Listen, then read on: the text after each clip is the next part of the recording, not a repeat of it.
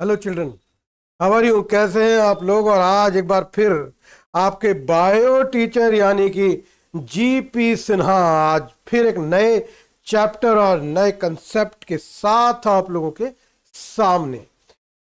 बच्चों, आज जो चैप्टर आप लोगों के साथ मैं डिस्कस करने जा रहा हूं बहुत ही जनरल चैप्टर है और मेरा अपना मानना यह है कि इस चैप्टर की नॉलेज हर बच्चे को डिटेल में होनी ही चाहिए, क्योंकि बहुत सारी चीजें जो हमारी लाइफ में हमारे लिए इंपॉर्टेंट है उसमें जो सबसे ज्यादा इंपॉर्टेंट है, in my opinion, this is health. Because एक बार अगर हेल्थ बिगड़ जाए तो बाकी के सारे काम ऑटोमेटिकली रुक जाते हैं हम लोगों के। इसलिए हेल्थ का ध्यान रखना बहुत जरूरी है और लॉन्ग टर्म में, लंबे समय के लिए अगर कोई भी बीमार पड़ता है तो समझ लिए जिंदगी जैसे रुक गई हो उसकी, और वो खुद ही नहीं बल्कि उसका पूरा परिवार मुश्किलों में आ जाता है। तो हेल्थ की जानकारी होनी बहुत जरूरी है ताकि हम शुरू से बहुत सारी सावधानियां लेकर के चले और ऐसा कोई भी मौका ना आए जब हमें किसी बीमारी से गुजरना पड़े और हमेशा हम स्वस्थ यानी कि हेल्दी बने रहे। तो आज why do we fall ill, this is the name of our chapter. चलिए शुरू करते हैं इस चैप्टर को। चैप्टर पूरी तरीके से मेडिकल नॉलेज पर बेस्ड है और इसमें जो शुरुआत हुई है इस चैप्टर की, सिग्निफिकेंस ऑफ हेल्थ, यानी कि हेल्थ हमारे लिए कितनी इंपॉर्टेंट है। Health is the most precious possession of human being. A good health means a person not having any kind of disease or sickness. A person has to make specific efforts in order to possess and maintain a good health and remains disease free. बच्चों, health की अगर हम बात करते हैं कि एक healthy person, या अगर हम बात करते हैं कि एक डिजीज फ्री पर्सन होना कितना इंपॉर्टेंट है। हमारी एक अच्छी हेल्थ हमें क्या क्या प्रदान करती है और उसको बनाए रखने के लिए हमें अपनी पर्सनल हाइजीन यानी कि खुद की साफ सफाई, अच्छी आदतें, अच्छा व्यवहार, बिहेवियर और हेल्थ एजुकेशन की जानकारी कितनी इंपॉर्टेंट है। According to a modern concept, आज के आधुनिक तथ्यों के अनुसार health implies to a sound mind in a disease free body living in a good environment, यानी कि एक स्वस्थ शरीर के अंदर स्वस्थ मस्तिष्क और एक साफ सुथरा एनवायरमेंट ही हेल्थ की दूसरी परिभाषा है। वर्ल्ड हेल्थ ऑर्गेनाइजेशन, जो कि दुनिया की सबसे बड़ी ऐसी संस्था जो हेल्थ के लिए निर्देश देती है, 1948 में एक डेफिनेशन दी हेल्थ की कि health is a state of complete physical, mental and social wellbeing and not merely N absence of disease और इन्फर्मिटी, यानी कि health physical, mental and social तीनों ही तरीके के हेल्थ का एक सम्मिश्रण है। यानी कि हेल्थ को कंप्लीटली हम अपनी फिजिकल हेल्थ के द्वारा ही नहीं नाप सकते। देखिए बच्चों, एक व्यक्ति जो पूरी तरीके से शरीर से स्वस्थ है और उसके अंदर कोई बीमारी नहीं है, लेकिन बस केवल इतना है कि वो पागल है, दिमाग उसका काम नहीं करता, सड़कों पर गालियां देता फिरता है, किसी को भी ईंट उठा करके मार देता है, तो क्या ऐसे व्यक्ति को हम एक हेल्दी पर्सन की श्रेणी में रखेंगे? क्या उस कैटेगरी में हम रखेंगे जहां और हेल्दी लोगों को रखा गया है। तो मेंटल हेल्थ भी उतनी ही इंपॉर्टेंट होती है जितनी कि फिजिकल हेल्थ। और एक तीसरी हेल्थ कैटेगरी कहलाती है सोशल हेल्थ। अब आप कहेंगे ये सोशल हेल्थ क्या है?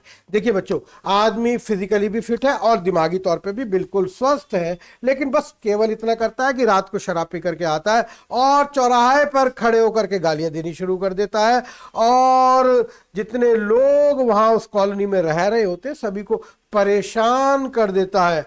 तो क्या हम उसको एक स्वस्थ पर्सन्स की कैटेगरी में रख पाएंगे बच्चों? नहीं। एक टेररिस्ट जो अनावश्यक तौर पर हजारों लोगों की हत्या कर देता है, क्या वो पूरी तरीके से स्वस्थ है? तो बच्चों, तीन तरह की कैटेगरीज होती है हेल्थ में। फिजिकल कैटेगरी, मेंटल कैटेगरी यानी कि मेंटल हेल्थ, और तीसरी होती है सोशल हेल्थ। हाँ, जिस व्यक्ति में ये तीनों ही समझ है, तीनों ही रूप से वो स्वस्थ है, केवल उसी को एक हेल्दी पर्सन की कैटेगरी में रखा जा सकता है। तो मैं समझता हूं ये वर्ल्ड हेल्थ ऑर्गेनाइजेशन की दी हुई हेल्थ की ये डेफिनेशन की health is a state of complete physical, mental and social wellbeing, ये परफेक्ट है। राइट, चलिए बात करते हैं अब हम कम्युनिटी एंड पर्सनल हेल्थ। देखिए, कम्युनिटी यानी कि वो एरिया, वो समुदाय, वो ग्रुप जहां पर हम लोग रह रहे हैं। बच्चों, हम एक कॉलोनी में रह रहे हैं जहाँ पे और परिवार भी रहते हैं, और जानवर भी रहते हैं, इंसान भी रहते हैं, पेड़ पौधे भी रहते हैं, और सब मिलकर एक कम्युनिटी बनाते हैं।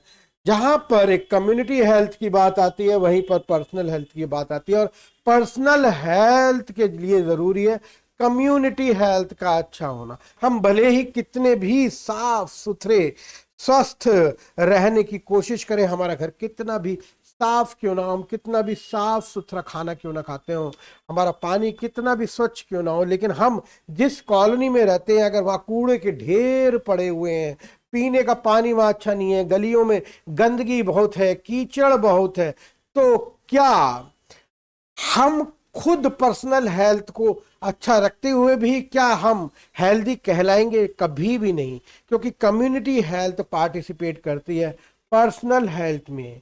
लोग अपने घरों से कूड़े की सफाई करते हैं और कूड़े को बाहर अपनी गली में या सड़क पर डाल देते हैं, तो क्या कम्युनिटी हेल्थ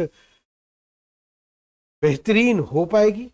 कभी भी नहीं। ये personal can be healthy if it's the surroundings are hygienically perfect. उसके चारों तरफ जो एनवायरनमेंट है उसमें अगर साफ सफाई कहीं पर है, तभी एक पर्सन पूरी तरीके से 100% हेल्दी हो सकता है। कभी भी ऐसा नहीं है कि हम अपनी साफ सफाई कर लें लेकिन हमारी कम्युनिटी में हाइजीन ना हो।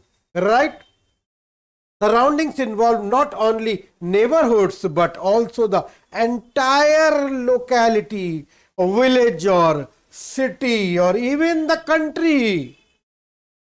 कम्युनिटी का मतलब हमारी केवल हमारे घर के बाहर के चारों तरफ के एनवायरनमेंट से नहीं है, उस पूरे विलेज या सिटी से भी हमारा मतलब है, और पूरे कंट्री से भी हमारा मतलब है। सभी कुछ मिलकर के हेल्थ बनाते हैं। पर्सनल हेल्थ तभी डेवलप होगी बच्चों जब हमारी कंट्री हेल्थ, हमारी स्टेट हेल्थ, हमारी सिटी हेल्थ, विलेज हेल्थ अच्छी होगी। यहाँ का एनवायरनमेंट डिजीज फ्री होगा, नीट एंड क्लीन होगा, हाइजीनिकली होगा। राइट, तो to get a disease free country a personal attention is required on the part of every citizen। और इसके लिए केवल एक किसी व्यक्ति के करने से काम नहीं होगा, बल्कि हर व्यक्ति को पार्टिसिपेट करना होगा। इसके लिए हर व्यक्ति को अपना पूरा योगदान, अपना कंट्रीब्यूशन देना होगा। हर आदमी जब ये सोच लेगा कि मैं गंदगी नहीं करूंगा और अपने वातावरण को स्वच्छ रखूंगा, तभी पूरी तरीके से देश स्वच्छ हो सकता है और तभी पूरी तरीके से हम लोग हेल्दी हो सकते हैं बच्चों।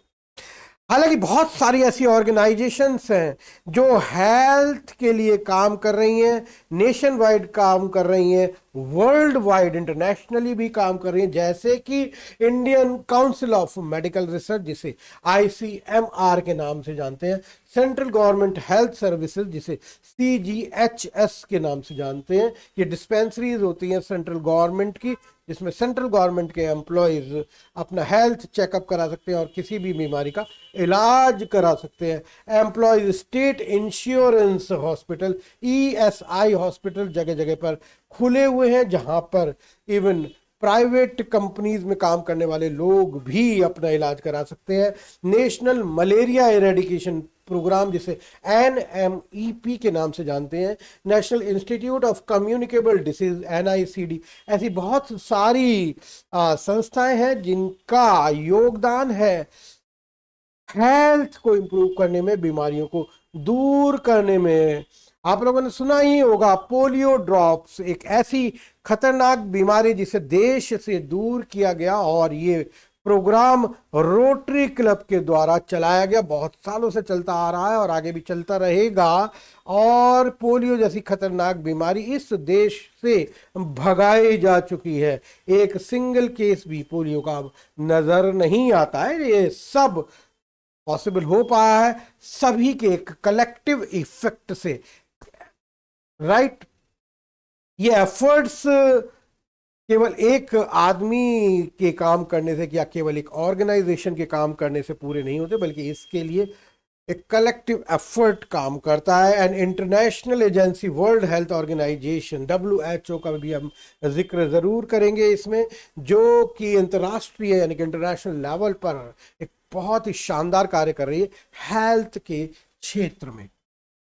चलिए बच्चों आगे बात करते हैं हम distinction between healthy and disease free.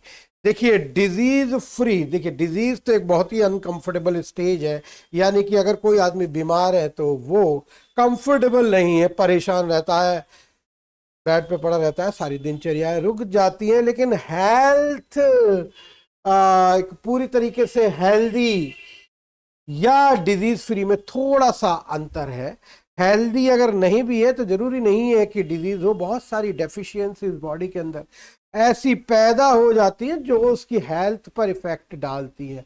हालांकि बीमारी की पहचान तो बहुत बाद में होती है, बीमारी का आगमन भी बहुत बाद में होता है। तो अगर बीमारी आती है, जैसे कि यहाँ पे लिखा है what does disease look alike, यानी कि एक बीमारी की पहचान कैसे होती है, तो बच्चों डॉक्टर हमेशा किसी भी बीमारी की पहचान उसके सिम्टम्स के द्वारा करते हैं। क्योंकि जब भी कोई बीमारी बॉडी के अंदर पैदा होती है तो वो अपने कुछ ना कुछ सिम्टम्स यानी कि लक्षण जरूर फेंकती है, और उन्हीं लक्षणों से उस बीमारी का पता लगाया जाता है, राइट। इसी को डायग्नोसिस कहते हैं। अब सवाल आता है एक और कि बीमारी के लिए अक्सर डॉक्टर्स ने सुना होगा कि ये तो एक एक्यूट प्रॉब्लम है या बीमारी क्रोनिक हो चुकी है। क्या अंतर है एक्यूट और क्रोनिक में? देखिए बच्चों, अगर बीमारी एक छोटे समय के लिए आती है, जैसे कि जुकाम, कोल्ड, थोड़े समय के लिए आने वाली बीमारी और 4-5 दिन रहेगी और उसके बाद अपने आप चली जाएगी। वायरल फीवर कुछ समय के लिए आता है, थोड़े समय के बाद चला जाता है। तो जो शॉर्ट टर्म डिजीजेज होती हैं, बीमारियां होती हैं, उसको हम कहते हैं एक्यूट डिजीज। लेकिन एक लंबे समय तक चलने वाली बीमारी जैसे कि डायबिटीज, ब्लड प्रेशर, इस तरह की चीजें जो होती है, ये क्रोनिक डिजीजेस कहलाती है, जो बहुत लंबे समय से चल रही हैं। पिछले 10 साल से एक आदमी एक बीमारी से गुजर रहा है तो बीमारी के लिए कहा जाता है कि ये अब एक क्रोनिक डिजीज हो गई है, राइट। तो लंबे समय तक चलने वाली बीमारियां क्रोनिक कहलाती हैं, जबकि शॉर्ट टर्म डिजीजेस को एक्यूट डिजीज कहा जाता है। अब डिजीजेस के क्या कॉजेज है, क्या वजह है जिनकी वजह से बीमारियां फैलती है? देखिए बच्चों, ये बीमारियां इन्फेक्शन से फैल सकती हैं। कोई भी माइक्रो ऑर्गेनिज्म, बहुत सारे माइक्रो ऑर्गेनिज्म से, जैसे बैक्टीरिया है, वायरस है, फंजाई है, प्रोटोजोन्स और कई बार वर्म्स भी हैं जिनकी वजह से बीमारियां फैल सकती हैं, इन्फेक्शंस फैल सकते हैं। और ये इन्फेक्शन एक पर्सन से दूसरे पर्सन में, दूसरे से तीसरे पर्सन में, बरसात होती है, मलेरिया, डेंगू जैसी बीमारियां फैल जाती हैं, वायरल फैलता है मौसम के बदलने पर। तो ये सब चीज़ इन्फेक्शंस लगातार जब सुइटेबल कंडीशंस आती है उस पर्टिकुलर माइक्रो ऑर्गेनिज्म के लिए जिसमें वो ग्रो कर सके, वो ग्रो करता है और बीमारी फैलती चली जाती है। बरसात के दिनों में बहुत ज़्यादा इन्फेक्शंस की घटनाएं देखी जा सकती हैं, क्योंकि बरसात के दिनों में जो मौसम होता है, जो नमी होती है वातावरण में, वो माइक्रो ऑर्गेनिजम्स को पनपने के लिए एक बहुत ही फेवरेबल कंडीशन है बच्चों।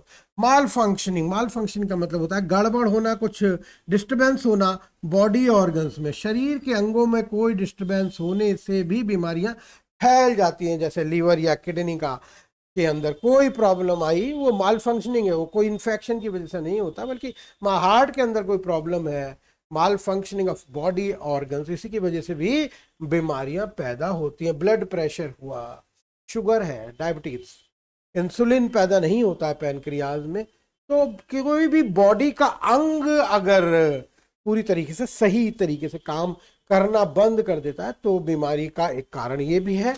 और भोजन में बहुत सारे न्यूट्रिएंट्स हमारी बॉडी के अंदर, हमारे शरीर के अंदर बहुत सारे न्यूट्रिएंट्स की कमी आ जाती है, जो न्यूट्रिएंट जनरली फूड के थ्रू या पानी के थ्रू हमारी बॉडी में पहुंचते हैं, ये कमियों की वजह से भी बीमारियां पैदा होती है, जैसे क्वाशरकर, मैरेस्मस, ये प्रोटीन्स की कमियां हैं, राइट। इसी के अलावा जेनेटिक फैक्टर्स ये भी बीमारियों का एक कारण है।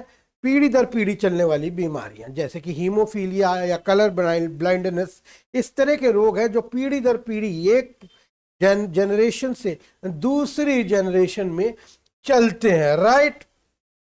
इसके अलावा एक बहुत ही important reason, polluted environmental condition, water pollution, soil pollution, air pollution और ना जाने कितने तरीके के पॉल्यूशंस हैं जो कि वातावरण में सीधे हमारी बॉडी के ऊपर प्रभाव डालते हैं और हम लोग रोगी होते चले जाते हैं, बीमारियां पैदा होती चली जाती हैं। तो बहुत सारे कारण हैं बीमारियों की।